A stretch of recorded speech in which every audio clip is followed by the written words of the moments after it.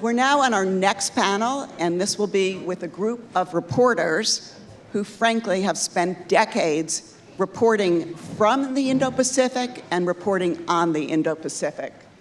I'm particularly happy to do this panel because these guys are always asking me questions. And now we have the opportunity to ask them questions. So with that, you all have the bios of everyone. Let me just briefly introduce everyone. Demetri, and I'm going to explain right now, I cannot pronounce his last name, but he told me coming to the stage that even his mother can't pronounce his last name. John Negroponte tells me I can't pronounce my last name. He is the U.S. China Correspondent for Financial Times. And then my good friend Lingling Wei, Senior China Correspondent for the Wall Street Journal. Edward Wong, different order. Nick Schifrin, who is the PBS NewsHour Foreign Affairs and Defense Correspondent. And then Edward Wong, who's Diplomatic Correspondent for the New York Times. So a stellar group, and we're going to get right into our questions. And my first question for you, as you noticed, the title of this conference is Asia Spotlight 2024. We're into 2024 now, a few weeks. I'd like to ask each of you, what's on your mind as you look to 2024 with respect to either developments in the Indo-Pacific or developments impacting the Indo-Pacific? What should we anticipate? What should we look for? And I'm going to limit each of you to like 2 or 3 key developments that you're tracking closely. So Demetri, over to you. Thank you, Wendy, and good morning, everyone. And I confess, I actually triggered the fire alarm because I was intimidated speaking in front of such an illustrious group of China experts. Good morning. In terms of things I'm looking at, I mean, aside from the obvious Taiwan, et cetera, that everyone is thinking about, I think one of the most interesting things, and Ambassador Cui is looking at me, all right, I know you're making me nervous, is after San Francisco, the US has said that the number of dangerous intercepts between Chinese fighter jets and US spy planes has basically fallen to 0. At least as of last week, that was the case. And I'm watching that very closely because I think if you have an accident between a US and a Chinese aircraft and you have a crew member on either, or crew members die, in an election year in the US and a tough year in China with some of the economic and other challenges there, I think you'll have a much bigger crisis than anything we've seen in a long time. So that's something I'm watching very carefully. Will the relative calm that we've seen since San Francisco, will that continue? Or will we go back to the situation we had last year and the year before?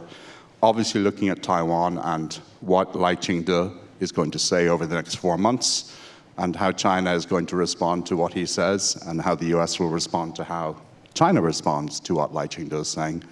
And then finally, I'm also looking quite closely at the China Committee on the Hill. I think they scared a lot of companies last year when they would send out letters mentioning the names of senior executives. However, they didn't call any CEOs to testify. They've now sent letters to NVIDIA, Intel, and Micron. And I'm watching to see whether they start to ask executives from lots of other companies to come and testify. And I think you're going to see actually more action from the China Committee this year than you saw last year. And one of the big questions is, they were relatively bipartisan so far with some exceptions. Can they maintain that during an election year when Mike Gallagher, I think, will be under more pressure to hit the Democrats? And it may be more difficult to keep Representative Krishnamurthy and the Democrats on side. Lingling. Sure, it's really an honor to be here. Hard to follow up on what Demetri just said, but the first thing we're really paying a lot of attention to is the U.S. China relationship, especially given that this year is the presidential election year in the United States.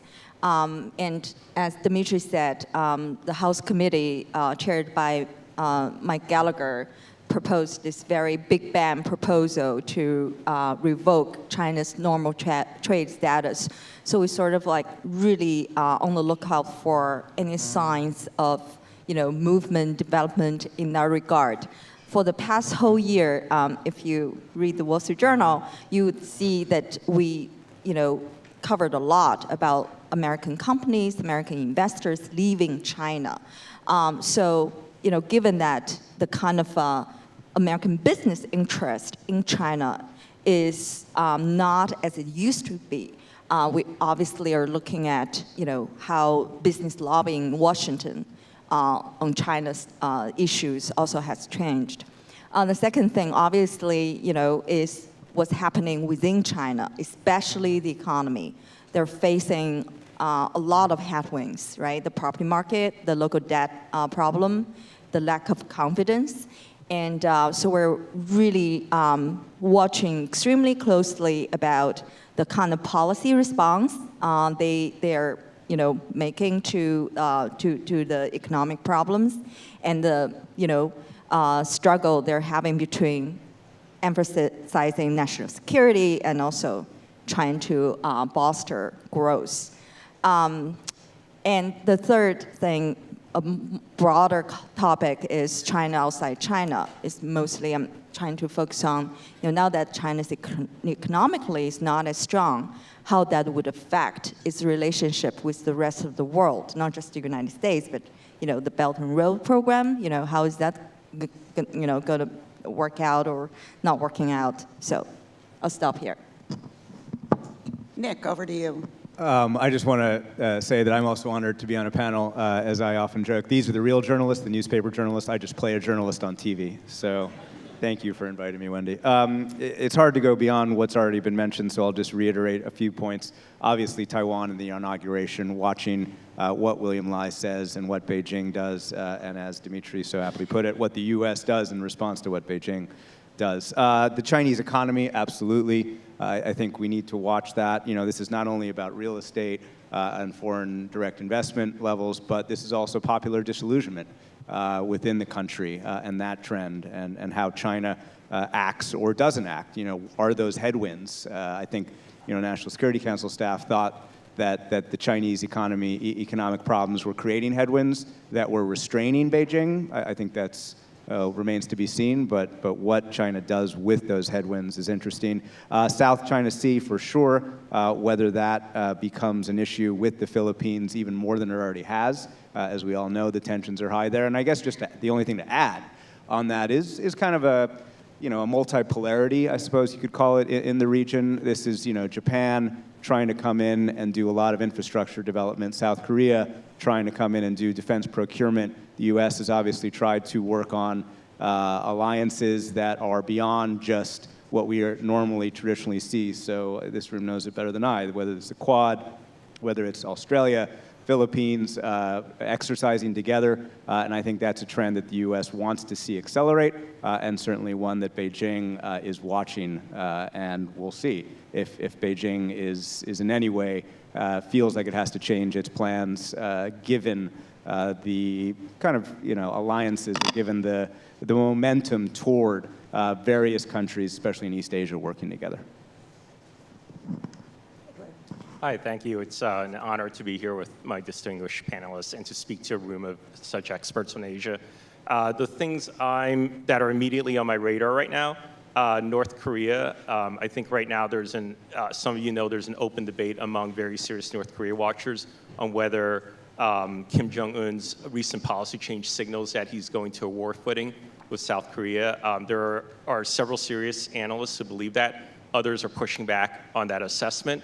But in any case, I think all analysts are watching closely, including inside the U.S. government, for whether North Korea would take some form of lethal military action against South Korea that goes beyond the testing and the shellings that we've seen in recent months. Of course, that would create a crisis in Asia. That's inevitable if such an action happens. And it would also mean China would probably get involved diplomatically, as well as perhaps Russia.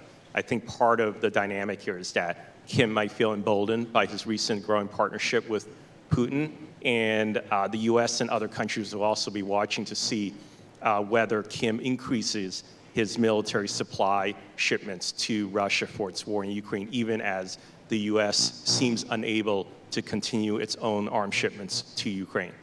I'm also watching for China's push for technological developments. I think that China has been watching closely, obviously, the very quick advances that American private companies have made on artificial intelligence, and that China wants to push its own companies forward, its state-owned enterprises, as well as its military research into those realms, and very rapidly. I think related to that, there is also the question of to what degree will both the U.S. and China take much more aggressive espionage measures against each other. And I think this is sort of an underrated aspect of the competition between the two nations. We watch closely the military buildup by both sides in the Asia Pacific, and we're watching the overt military actions around the Taiwan Strait. But as we saw with the spy balloon incident last February, an espionage action, even one taken outside of the overview of Xi Jinping or other top leaders, can really cause a diplomatic rift between countries. So I can see a potential for another espionage-related crisis between the two nations, or even the two countries taking much more cyber or human intelligence actions against each other. Okay, well, thanks. That puts a lot on the table that I'd like to delve into a bit more. Maybe we can start with the Chinese economy. Just last week, China reported 5.2% GDP growth. That was miraculously in line with their forecast early in the year. A number of analysts have already kind of challenged that number, speculating it should have been lower. But in any event, I think we all agree that there are serious economic headwinds affecting China. And can we just maybe we talk a little more about how you see a China weakened by its economy, how that impacts its international actions and outreach. Is China weaker now? Does China look more inward now? Is this driving China to want stabilization, not only with the U.S., but other partners as well? So who would like, maybe I'll turn to Lingling first. Thank you, Wendy. It's a great question. It's still a little bit too early to say for sure right now, but we are seeing some signs that the slowing economy is causing the leadership to, kind of course correct a little bit in terms of its relationship with the United States. And also we have seen signs that the domestic stress has affected China's ability to lend through the Belt and Road program. But there's still, billions of dollars of loans outstanding that need to be restructured. We're going to really see how China works out those loan problems with developing countries. And, but overall, I was just asking a contact in Beijing the other day. I said, do you think Xi Jinping still believes the East is rising and the West is on the decline? And the answer is yes. He just doesn't think, it's a straight line. There are going to be bumps on the road, but overall, he probably still thinks that way. So if that's still his belief, let's see how long the kind of tactical pause can continue. Who would like to chime in? Oh, you're pointing to him, okay. I defer to the Financial Demetri. Times. Whatever your last name is. Whatever my last name. Beyond what Lingling has said, I think a couple of things. I think it's clear that China, in many parts of the world, I would say including in Washington, is on a charm offensive. I think there's going to be limitations in terms of how much money China has to spend on Belt and Road and those kind of initiatives, whether it's the debt issues in some of the countries or whether it's just China having to tighten its own purse strings, which I think is inevitable.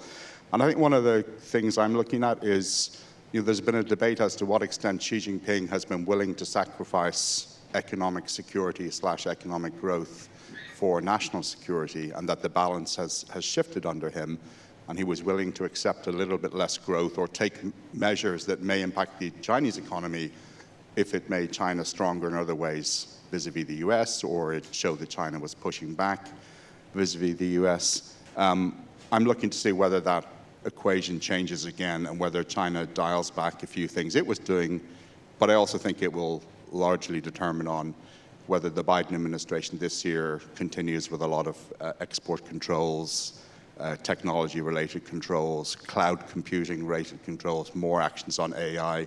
I don't think we've seen the end of technology controls from the Biden administration. And so how China balances those different competing interests, I think will be very important. So I think they're the main things that I'm thinking about at the moment. Just a couple small points. Demetri, I think, rightly points out Xi Jinping's economic policies for the last 2 years, or the trends of them. I think it's pretty clear that he defines national security as more important than growth by itself. How does he define national security, though? His own security. And so I think that's not going to change. And then just one other point. Is the U.S. in decline? It's a really interesting question about what Beijing thinks.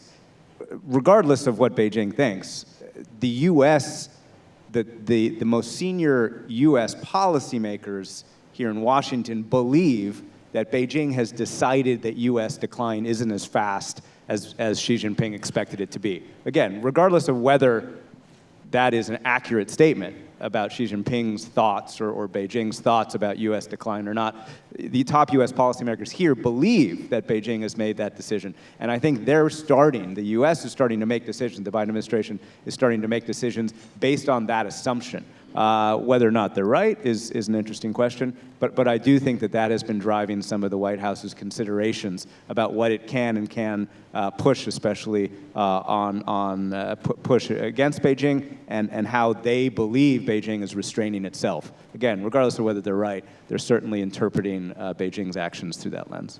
And I do think related to that it's not just a perception on the part of U.S. policymakers. I do think that there are people in the Chinese system who have decided they need a certain level of robust engagement with the U.S. business community. They think that the U.S. Business community has been some of their strongest advocates within the United States, and that it's a moderating factor among policymakers in Washington. So I think that they're looking towards that. They want to have foreign direct investment come back to China. There's been a huge outflow of that and curtailing of that in recent years. And I think post-COVID lockdown, China is looking strongly for that. And related to that is their desire to catch up to the U.S. in certain aspects of technological development. And that means trying to get more technology transfer, at least sharing technology among businesses in different countries. Do you think there's a danger in the U.S. that we may become complacent towards China as we look at their economic downturn? Who am I looking at? Demetri, go ahead. I mean, as the only one on the stage who's not an American, and probably one of the few in the room maybe, I'll get in trouble for saying this, but I think the U.S., both two things in Washington right now. You have some people who think China is 100 meters tall, 100 feet tall, huge giant, massive threat. And you have other people who say that the Chinese line that the East is rising and the West is declining is total rubbish. I think the truth is somewhere in the middle. China has its own problems right now. The U.S. has its own problems right now. Just look at U.S. politics. It's totally dysfunctional. Look at January 6th, 3 years ago. There are lots of issues here. And I think, both countries tend to focus on the extremes because the extremes get attention in the news. That's what we all write about. But the truth, I think, lies somewhere in the middle. Anyone else want to chime in? I just wanted to add quickly, I felt like in the United States, a lot of people are too bearish about China in the near term, but not bearish about China's economy enough for the longer term. Go ahead, Nick. One thing is that when U.S. national security officials look at China and assess whether China might, for example, become more aggressive militarily in certain parts of the Asia Pacific and Taiwan specifically, their calculus isn't based just on economic growth of China and a linked military growth. They're part of one school of thought is that, if China sees this as its peak or that it's starting to ebb economically, then maybe it'll make a military move sooner rather than later. So in a sort of way, there's a calculus that says, if China feels it's starting to slow down, then it might actually try and make a more aggressive military move now rather than wait years from now. So in that sense, I think there is one school within Washington that will not let down its guard because they actually see this calculus. They predict this calculus on the part of China. I don't think that that's the consensus opinion here, but I do think that some people hold that view. It's an interesting question, but I think that the trends on the Biden administration policy toward China and East Asia are pretty clear, and it's just a question of November. Okay, good transition, because my next question was going to be just generally on elections. 2024 is the year of a hell of a lot of elections around the world. We've already seen the election in Taiwan and Bangladesh over the past few weeks. There are a number of other important elections being held, including one in this town, in this country, in November. But there are also a number of other important elections around the world, which either are happening in the Indo-Pacific, like Indonesia, for example, and India. But there are other elections around the world that can have a real impact on the Indo-Pacific. So maybe we can divide this question into two parts. Maybe let's start with the U.S. election first. I thought Selena, the last panel, asked a pretty concise question. I don't precisely remember it, but it just had to do with how should we be looking at this election with respect to where our relations with the Indo-Pacific may proceed, and how is Asia, what are you hearing from your colleagues and folks you're talking to in Asia? How are they looking at this election? Are they worried? Yeah. You're smiling. I'm not going to let you. Are they worried? That's an understatement, right? Everyone's worried. But I think that if I were Jens Stoltenberg or President von der Leyen, I'm a lot more worried, perhaps, than I am if I'm sitting in East Asia. I have no idea if this is the conventional wisdom, frankly, at this point with Trump. It's hard to say what the conventional wisdom is, and I don't know if my panelists will agree. But I think there's a couple scenarios, and let's use, which I know we're going to talk about, so maybe I'll do it all together. Let's use the Korea-Japan rapprochement as an example. So, both leaders in South Korea and Japan are pretty unpopular. They've got their own problems. You've got incredible political polarization in South Korea to the point where I think we saw a second one today, apparently, an attack on a lawmaker. Obviously, the opposition lawmaker was attacked a couple weeks ago. In Japan, you've got accusations of slush funds and the eviction of very senior cabinet members over the last month. But actually, I think the trends are that continues, and that, ironically, Trump may actually participate in that momentum being positive. And again, maybe this is going out too far, but here's one scenario, is that a President Trump staff, I think this is a pretty easy bet, is hawkish on China. Under that scenario, you would imagine any policy would be encouraging for rapprochement, encouraging the momentum that already exists, and the trends within South Korea and Japan, despite what I just said, I think are toward that as well. So you've got a scenario there where you think, okay, well actually, the work that's being done today will continue, and the Biden administration has been Trump-proofing their policy, especially, and that's the best example. They've created annual exercises, meetings, summits, as a way to ensure that when you get to 2025 and a Trump administration, physically, there are members of that administration who would have to be physically with their counterparts in Japan and South Korea. That doesn't mean that President Trump would respect that, but at least that's what they're trying to do. You could also imagine the scenario where President Trump pulls out troops of South Korea, right? Undercutting the idea in Tokyo and Seoul that it could rely on Washington, and therefore they rely on each other, and then a cascading nightmare leads to nuclearization of East Asia. So the wild card is extreme, but I think that in general there is a sense that the threat of the transatlantic relationship is greater than the threat to the momentum in East Asia. And I know for a fact the South Koreans, the Japanese have plans on, okay, how do we talk to Trump? What do we say to Trump? Japan says, sir, our defense budget is increased because of what you did 4 or 5 years ago. Aren't you so smart? The Koreans come in and say, here are your big investment gifts, after a Trump inauguration. So I think there are already plans for that. So again, perhaps it's conventional or unconventional wisdom, but I think in East Asia there is a little bit less concern, just a little bit less, than the 5-alarm fire that is happening in Europe. But anyway. Just to add to Nick's hypotheticals about the trilateral alliance and the reactions of both Korea and Japan, I think one interesting potential scenario is also, what if Trump comes into office and decides to try and redo diplomacy with Kim, like person to person?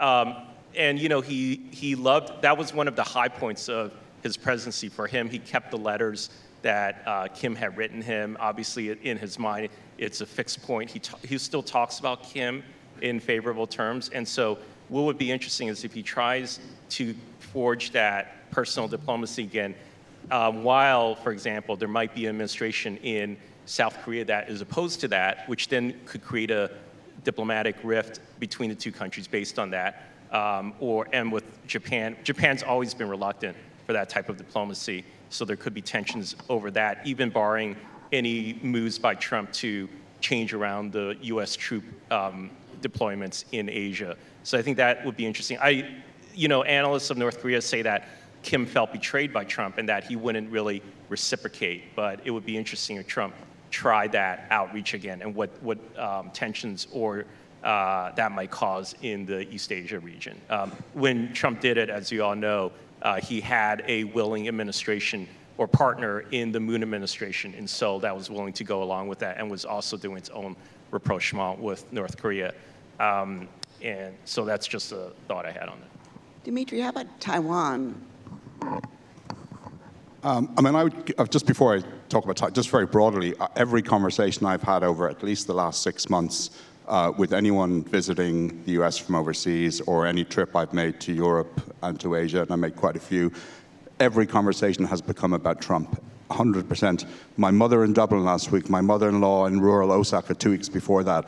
People are not talking about Biden, they're talking about Trump, and they're worried, and they want to know who are Trump's advisors going to be. When it comes to Asia, you can give them 3 or 4 obvious names, pretty easy, everybody knows who they are, and then there's a silence, and nobody knows who to try and talk to, because I think this time around there'll be some people who worked for Donald Trump before who will go back, but there's a big group who won't go back for a whole range of reasons. And everyone's debating what Trump's going to do and not do. Trump doesn't know what he's going to do or not do, and so nobody knows, and it's fun to talk about, but we have no clue. So you could make both arguments on Japan. He'll do a deal or he'll pull troops out. But I think if you look a couple of weeks ago, I can't remember how much attention it got here. I wasn't here at the time, but former Prime Minister Aso was in DC, actually came on his own steam, went up to New York to try and meet Trump, wasn't able to, and it became controversial back in Tokyo. Was he doing too much? Was he trying to be Abe? And people said it was a bad idea, and other people said no, because if Trump is reelected, he'll stand up and say, former Prime Minister Aso went all the way to New York to meet me. Unfortunately, I was too busy in court that day defending myself on a rape charge.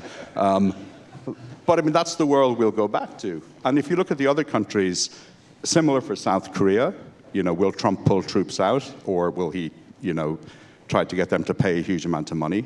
The Philippines has made a massive strategic bet in allowing the US more access to bases and incurring the wrath of China. Will countries like the Philippines, it's a massive risk for them, more than Japan, more than Australia, more than New Zealand or anyone else, will they have the confidence to do things like that if they think Trump is coming back?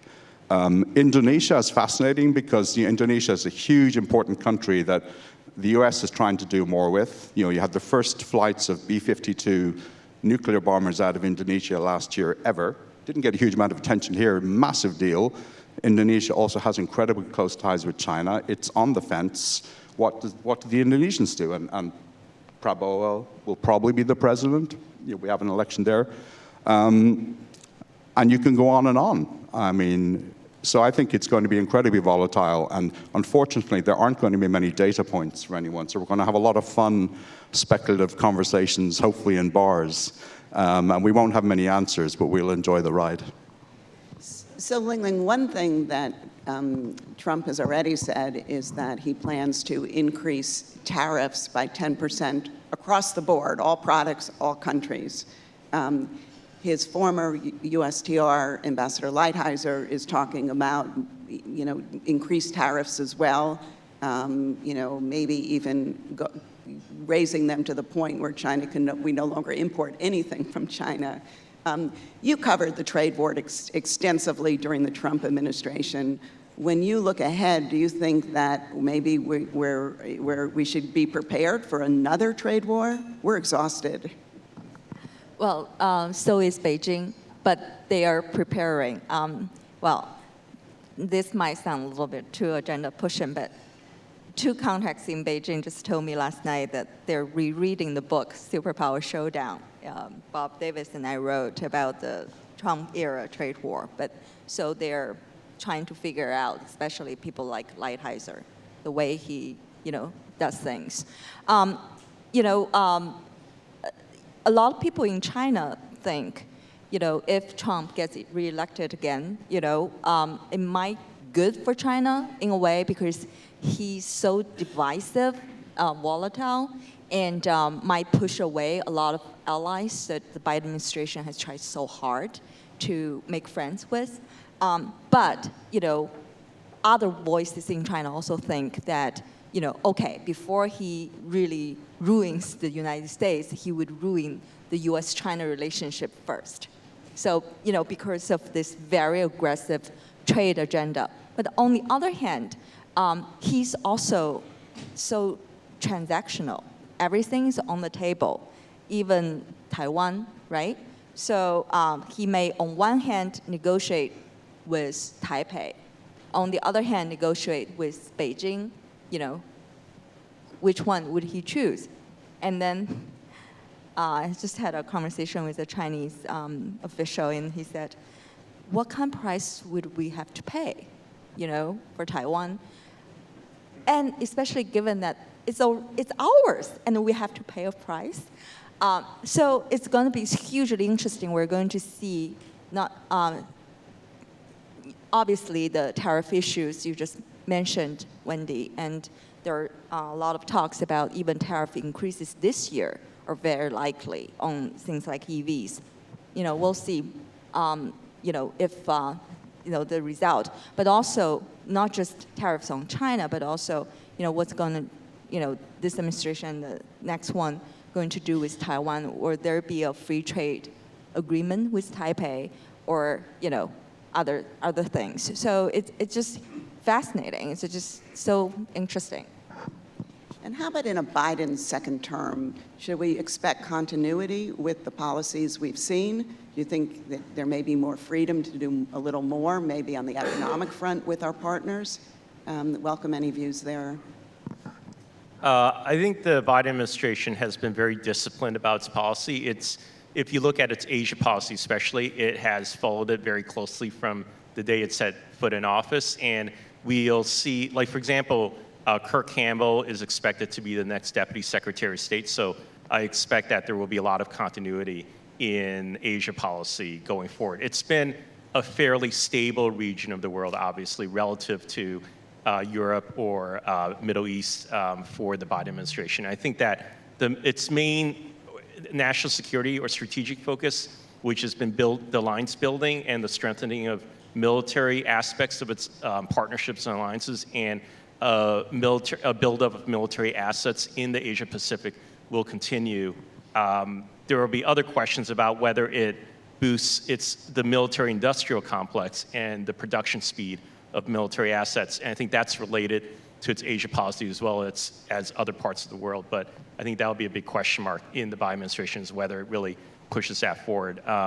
In terms of economics and trade, I think one question is whether he might feel more adventurous about pushing forward with some form of free trade agenda, because Biden obviously believed in that during the Obama administration. He was a supporter of TPP, but then the political winds in the U.S. have shifted dramatically on free trade. It's not a winning political issue among voters. And I wonder whether in a second administration, he might go back to some of his earlier beliefs on that and maybe start exploring some other aspects, because every Asian partner or ally you talk to, their diplomats, their trade representatives say, where's the economic component of your competition with China? You want to compete with China, but you're not putting in place an economic component that helps out the partners and allies in Asia as much as they would like. So Demetri, before, I just want to add a question. I know you wanted to comment. The Biden Indo-Pacific Economic Framework has been the Biden's approach to the region economically. So can you comment on that? What do you think will happen to that in a second term?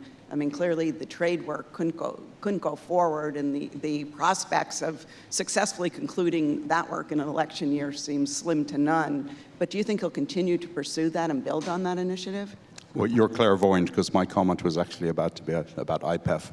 You know, when it was launched, I remember we did reading your notes. When it was launched, we did one of our big reads, just kind of looking at it, and an official in Tokyo said to me, and Tokyo was very supportive of IPEF relatively, that IPEF was like a fried egg with no yolk. It had no nutrients. And I think, but the Japanese, the Singaporeans, encouraged the U.S., first of all, to bring more countries in, even though they think it's not great. They think it's better than nothing. And I think most of the people I talked to thought it was a bridge, very, very, very low level of confidence, but a possible bridge to the U.S. joining CPTPP in the future, or some other kind of more traditional trade agreement with some of the new elements of trade that Catherine Tai and Gina Raimondo are pushing, supply chains, et cetera, added on. But I remember being at APEC and getting calls from foreign diplomats saying, WTF, the US has tried to force this stupid IPEF thing down our throat for 2 years, and now they're pulling the plug themselves because Sherrod Brown has said trade is still a four-letter word.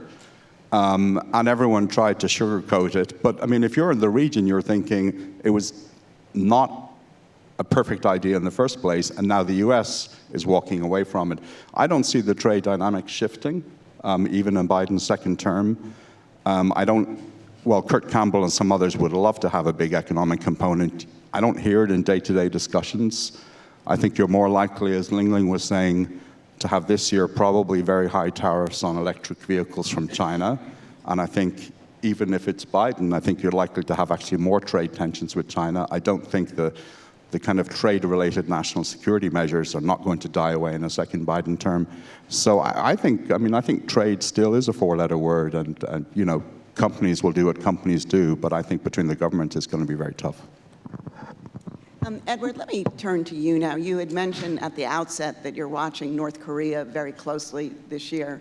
Do you think we're paying enough attention to North Korea right now? I mean, there seems to be a lot of provocations coming out of North Korea, both with respect to redefining its role with South Korea and, you know, building up its nuclear arsenal. So can you comment on that, as well as how about what's going on with this Kim-Putin relationship? Do we need to be worried about that? I think that there was very little attention paid to North Korea relative to other parts of the world in the first couple of years of this administration. But because of the stepped-up role that Kim has played in the Ukraine war, then there's a bigger spotlight now on North Korea and how it might be building up that relationship. And I do think that that is something that U.S. officials are worried about, because the war in Ukraine is a war of quantity of projectiles. Nick is the real expert here on the Ukraine war. He's been there on the front lines. But it's a war of mass, and it's a war of artillery, quantity of artillery, and North Korea is coming to fill that gap. The interesting thing is that, you know, the U.S. have been relying on South Korea for artillery shells, but that's also slowing down. That supply is slowing down now, and so the fact that North Korea is stepping up to help out Russia is a big source of worry for U.S. officials. And at the same time, you look at what Kim is doing in the region, on the Korean Peninsula, and his change of policy, a very dramatic formal change. You know, some Korea watchers say, it had been the de facto policy anyways up until now, like sort of taking a hostile stance towards South Korea, not really pushing for peaceful engagement. But, you know, he did try that to a certain degree during the Moon administration and when Trump was in office. Then, because of what happened with Trump and also other factors that took place during COVID, he's taken a much more aggressive stance. And I think that that will become manifest in military actions or provocations in the Korean Peninsula. I do think that will intensify. And I don't think that there will be a letting up of that in the next year. The Biden administration has said repeatedly it wants to engage diplomatically with North Korea without preconditions. That's been the consistent line since 2021, but there's been no sign that North Korea wants to take part in any of that. Nick, do we need to be worried about the Putin-Kim relationship? Yeah, of course. If I'm living in Ukraine, I'm very worried about it. I mean, I think that's, as Ed pointed out, I think that's the main concern. I don't know if U.S. policymakers are thinking that strategically Putin and Kim create some kind of new dynamics in East Asia. I think that the fact is that Russia's going to produce, I think it's about 2 million artillery shells in 2024. This is going to be a little bit of a tangent, sorry, on Ukraine. But it's firing like almost double that. So it needs help. It needs to close that gap. And it is increasingly going shopping. And Kim happens to have a lot. Now, that said, even for Russian standards, they are underperforming. A lot of Russian artillery blows up in the shell. Turns out a lot of North Korean artillery blows up in the shell. But again, to Ed's point, this is a fight of quantity, unfortunately.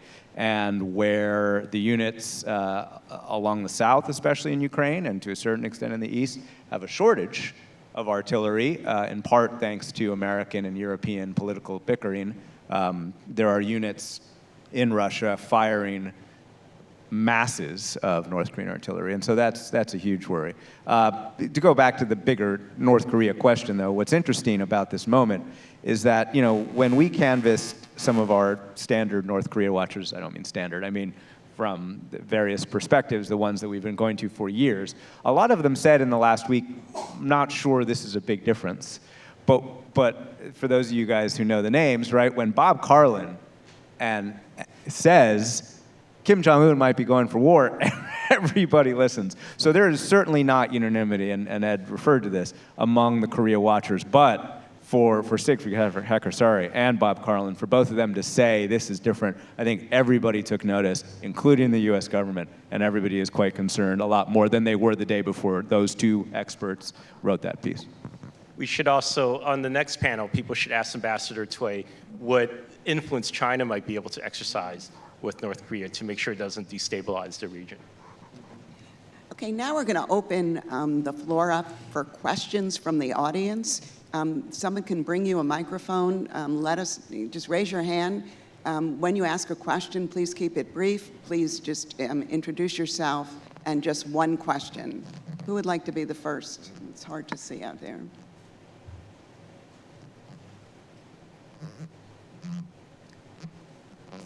Hello? We got one in the back. Okay.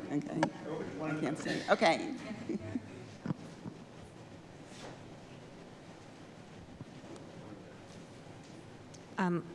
Hi, just for the group, looking forward to the next party conference in the next couple of years in China. Can you please introduce yourself? Oh, so sorry.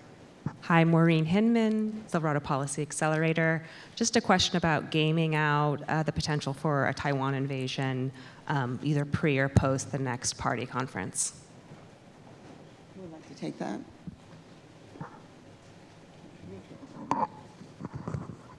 I mean, that's, ever since, well, not ever since, but particularly since Admiral Davidson, I guess, roughly 3 years ago, talked about 2027 being a potential timeline and creating what people call the Davidson window. It became a parlor game with debates about capabilities versus intentions. And I think last year, it started to feel a little bit like the U.S. and China were on a collision course over Taiwan, not necessarily a sharp angle like this, but more over a long period of time, just because of the rhetoric, things that the Chinese are doing around Taiwan the U.S. doesn't like, things the U.S. is doing on Taiwan in terms of training that China doesn't like, obviously. But I think you saw a shift in the U.S. last year towards the middle of the year. First of all, after General Minahan came out and said that he thought the U.S. and China would be at war in, I think he said 2025. The only number that wasn't put out was 2026 by anyone, so obviously that's the real date. But after he said that, the leadership in the Pentagon told the flag officers, knock it off and stop talking about timelines. And I'm not aware of any flag officer issuing a timeline in public since then. And US officials across the government all of a sudden all had the same talking point, which was, whether it was public or private, we don't believe there is an imminent threat of invasion from China. I think the more sophisticated conversations that I've heard people engaging in have shifted more towards what if there was some kind of a soft blockade, not even a hard blockade, but something that's not called a blockade, but would force the US to decide how do we respond. I think something like that right now is more likely. I don't think China is about to invade Taiwan. I do think what William Lai or Lai Ching-te says in Taiwan will really make a huge difference. I mean, when he said last year I think it was to his campaign staff that, the goal at some point was for the Taiwanese to walk into the White House. And I remember his staff trying to convince us not to write a story about it, saying, well, in Chinese, sometimes words don't sound like they. And I said, no, look at the Chinese characters. It says enter White House. I said, it's very clear. And the problem with Lai Ching-te is, while he tells everyone he's going to be the same as Tsai Ing-wen, I think most people will say about her, whether they agree or disagree with her, she was incredibly even-keeled, very, very good temperament, and was able to manage crises without making them worse. And nobody knows if Lai Ching-te has that capability. So I think talking about timelines is actually kind of pointless. I think talking about lowering the risks and how both sides can reduce the possibility of a conflict in the future is much more important, to be honest. Yeah, and just a brief point, I mean, on the blockade point, the Taiwanese officials I talked to actually point out what William Lai has said about energy and nuclear energy especially. There's a real vulnerability, they believe, to blockades. I think it's something like 30 days of energy. They can stretch it out, but after that, they know that they'll be completely cut off. And as for Demetri's point on U.S. officials, I think it's right on. And just to add to it, I think, one, the flag officers have stopped talking about timelines. What I think CIA and others, how they think about it right now is simply the trend that they believe is that they believe the PLA, and therefore the PLA is telling Xi Jinping that there's a doubt about their ability to conduct an invasion. And I think this room knows better than I do about how difficult invasion is, full stop. But the fact is that the U.S. approach right now is just to continue those doubts within the PLA leadership and for Xi Jinping and Beijing. That's the approach that they're going to continue to take, and we'll see if it works. Other questions?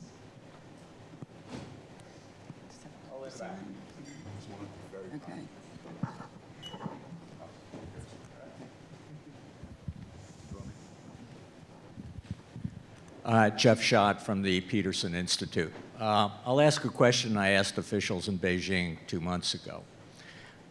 China really is affected by instability in Ukraine and in the Middle East, and the threat of growing military activities that affect trade in the region. We talked a lot about China pressuring North Korea, but we haven't talked about China pressuring Russia to serve its own interests. Maybe this is a question for the next panel, but I'd be interested to get objective perspectives from you. Thank you. Who would like to take that? China, Russia. Nick? I mean, just a brief answer. I don't think we have any indication, at least publicly, that Beijing has any interest in pressuring Moscow. I think there is a strategic alignment, and every alignment, every support that Beijing is giving Russia, short of, lethal weapons to actually start shooting using at Ukraine. So whether it's in the information sphere around the world, whether it's diplomatically, whether it's low level looking the other way in certain parts, going to Russia, and Chinese firms maintaining Moscow's ability to get certain chips and get certain technologies. Again, from my perspective, the people I talk to, I don't see any willingness or indication that Beijing would want to lean on Moscow.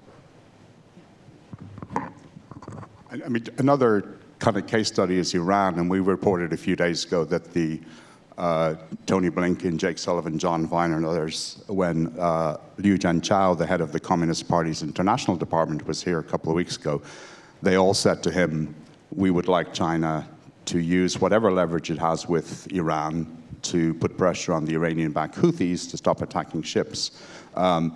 When you look at the readouts that the US put out of the different conversations, none of them mentioned Iran, so it was interesting that they're quite long.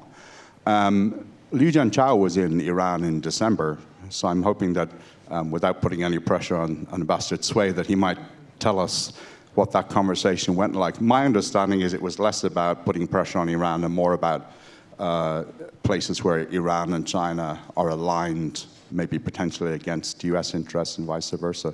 But I don't think we've seen much effort of China putting huge pressure or much pressure on Russia. I don't think we've seen any evidence on Iran. Maybe it's happening and we just, we're not getting leaks from the Chinese system, hint, hint.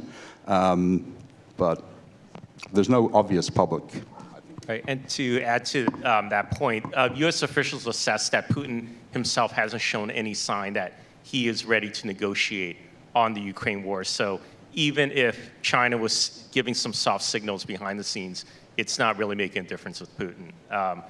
And I think another example to look at, Demetri pointed out a Middle East example, is the Iran-Saudi diplomacy that China became engaged in. And in that case, China was going in for low-hanging fruit.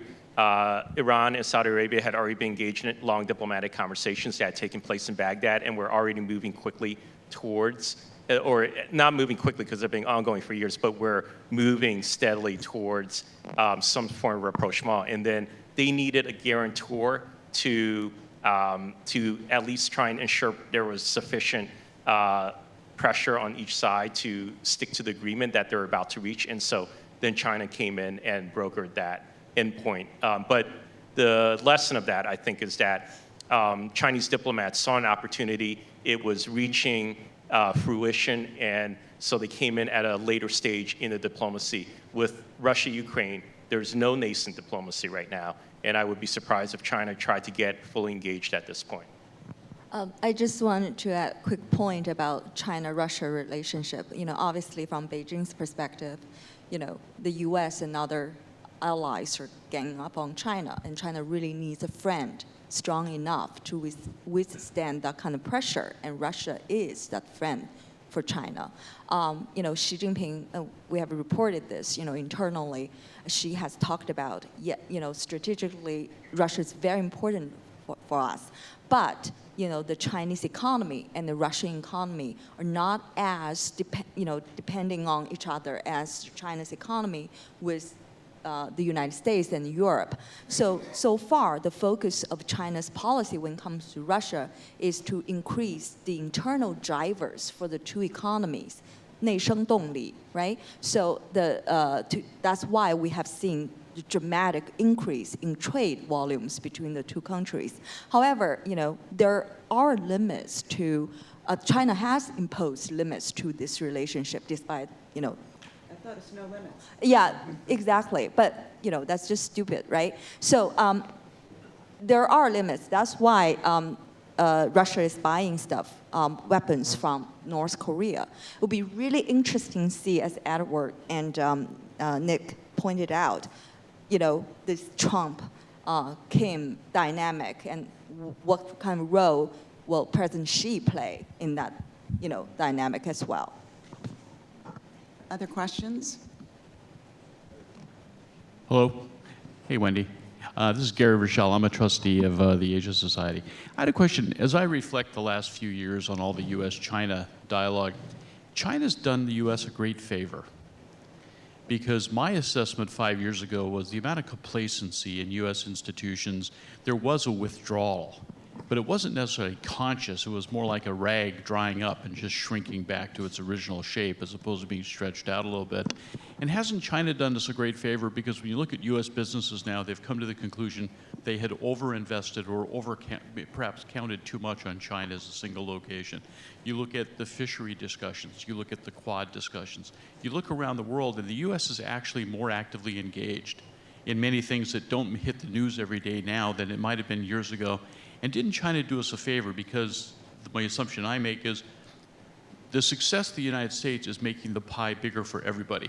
That's not necessarily China's mission, but it has always been the mission and success of the United States. And hasn't China done us a favor by reminding us that's really our path to success? Thank you. I'd like to respond.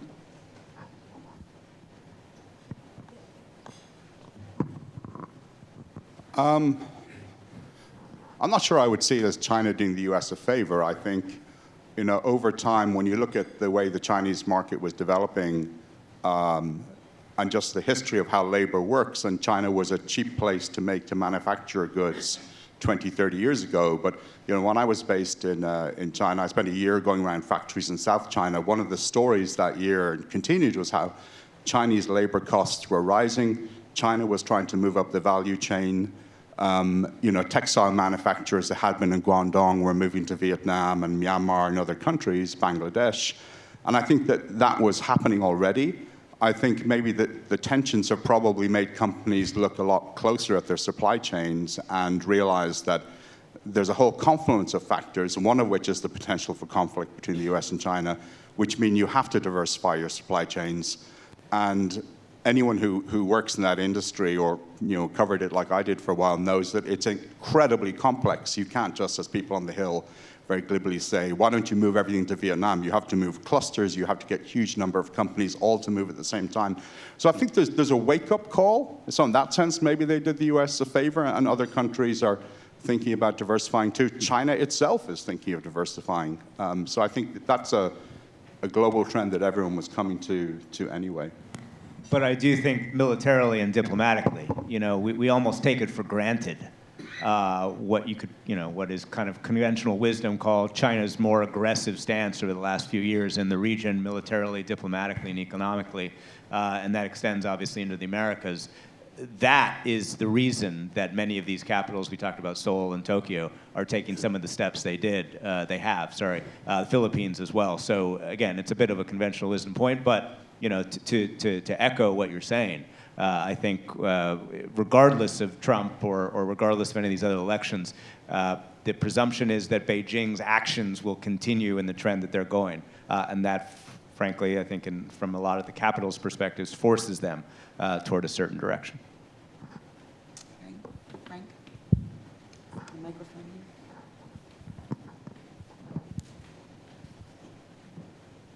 Morning, Frank Brown from General Atlantic, Asia Society trustee.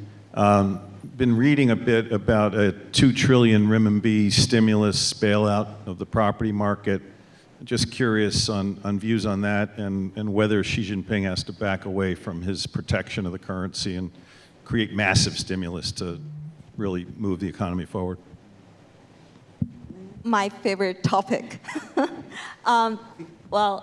Anyway, if anyone's hoping for a big bang stimulus, they will be sorely disappointed. 2 trillion renminbi stabilization fund, even if it's true, it's nothing, right? And I really think, China constantly surprises. No one should take granted that, the slowdown is here to stay. If they really course correct the policy and refocus on growth, China, given the potential of this population, is going to grow 10% again in no time. However, it's because of the geopolitical risks we just discussed, the focus is so much on, ring-fencing China's systems against any kind of perceived Western threats. So much more inward-looking, kind of really dampened the mood on the ground in China, dampened investor confidence and all that. And I'll just quickly point it out that I do believe, based on our reporting, the risks of policy mistakes are really dramatically increasing in China. Just look at the People's Bank of China these days, right? On one hand, they cut the RRR rate and give banks more money to lend. On the other hand, they withdraw renminbi funds from the market because they need to keep the currency stable, right? So one action offsets the other action. And the market is like, what, right? I do not think, stock market is important for CSRC, for PBOC. Is it that important for the very top leadership? I'm not sure, unless there are really big risks for big state-owned enterprises and kind of systemic risks. Otherwise, 2 trillion renminbi, okay, that's nothing. So. Okay, I'm going to now just pose the last question. When I moderate panels, I always find that I'm so depressed by the time we're wrapping up. So I'm going to try and a more upbeat note and ask each of you, are there any kind of good news stories that you're following or plan to report on during the coming year? You're asking journalists for good news? No, I'm just.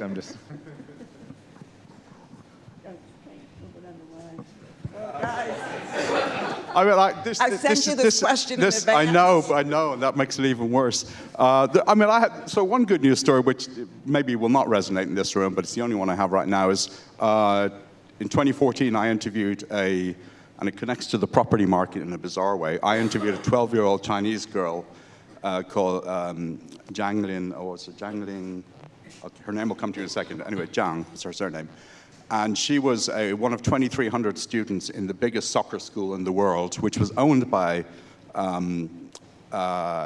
Evergrande, which is the huge Chinese property company that's basically gone bust. And they had this, it looked like Harry Potter school, and they had 80 full-size soccer pitches, unbelievable place. And she told me, this very kind of nervous 12-year-old, when I'm a big girl, she said, I'm going to play on the Chinese national soccer team. Last year, she played in the World Cup, and she's now playing for Tottenham Hotspurs in the UK. And I thought, that's a pretty good news story. Hey, that's good. Anyone want to top that? Edward.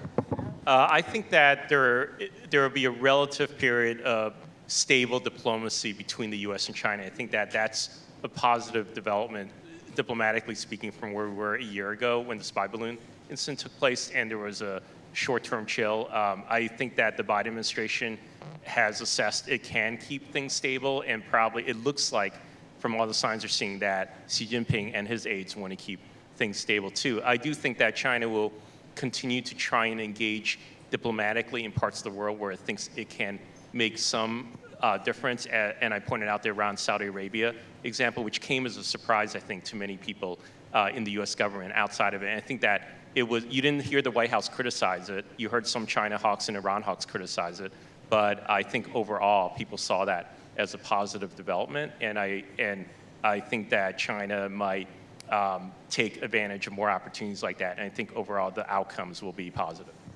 Okay. Nick and Lingling. I'm not going to put you on the spot. If we can, okay, Nick, Lingling, okay. Good news. Geez, you told us you were going to ask this, and I just You thought it was journalists at the end, aren't very you'll never good at good news. What's the good news story? I do think, maybe this is being too whatever the opposite of Pollyannish is, but I think that after going back to North Korea, I think after talking to a lot of the experts on North Korea, there's actually, despite Bob and Sig's warnings, I think there are some signs that Kim Jong-un does not want war. And so for lack of a better perspective on good news, I think that at least there's an expectation that we'll just have a little bit more of the status quo tension on the peninsula rather than an explosion, literally a crisis. If that's good news, I don't know, but it's better than bad news, I guess. On the optimistic spectrum, it's kind of okay. Lingling, last word. Yeah, I'm such an optimist, but I'm having a very hard time coming up with anything positive to say. But I guess I'll agree with Nick. Status quo is, especially when it comes to the U.S. China relationship. If we can maintain the status quo, maintain the dialogue, that's good news. Good. So on that note, please join me in giving a round of applause to this excellent panel.